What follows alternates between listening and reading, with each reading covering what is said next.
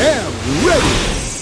GMA Weather, serbisyong totoo ng GMA News.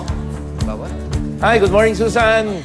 Good morning, Matani. Kumusta naman ang iyong birthday celebration? Ay, maayos na maayos. Maraming bumate, Susan, lalong-lalo na dyan sa unang hirit family. Siyempre, because we love you. Oh, thank you, Susan. Thank you. Kwento na tayo mamaya. Yes, Susan. At doon po sa mga kapuso natin na magdadala ng payong dito sa Metro Manila, ito po ay para sa sikat ng araw dahil maayos po ang lagay ng panahon dito sa Metro Manila.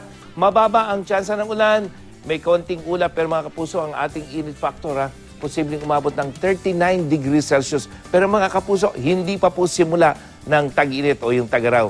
Sa rainfall forecast ng Metro Weather, ang aasahang panahon sa iba pang bahagi ng Luzon, unahin natin ang Northern Luzon. Sa umaga, maaliwalas, pero pagdating ng hapon, may ulan sa Cordillera, dyan sa may Ilocos, ilang bahagi ng Cagayan Valley, at dyan sa may mga bundok ng Zambales Province. Sa Southern Luzon, umaga pa lamang may ulan na sa Palawan, Mindoro at ilang bahagi ng Bicol Region at magtutuloy-tuloy yan hanggang sa hapon. At sa Visayas, diyan kayo magdala ng payo mga kapuso dahil umaga pa lamang maulan na sa Samar Provinces, Leyte, diyan sa Central Visayas hanggang dyan sa may Western section.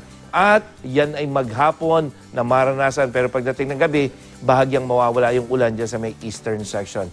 At sa Mindanao, may ulan sa Caraga Region at Davao Region. Umaga pa lamang yan. Pagdating ng hapon, thunderstorm ang maranasan o pagkulog pagkidlat. At kumisa malalakas yun. Nakikita yung kulay pula na yan mga kapuso sa Zamboanga Peninsula, Northern Mindanao hanggang ARMM. At sa wind forecast ng Metro Weather, yung mga pag-ulan na yan, dulot po yan ng hangin galing sa silangan na yung easterlies.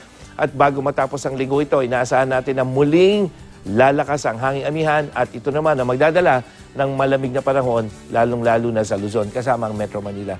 At mga kapuso, isang annular solar eclipse ang magaganap sa ngayong darating na linggo.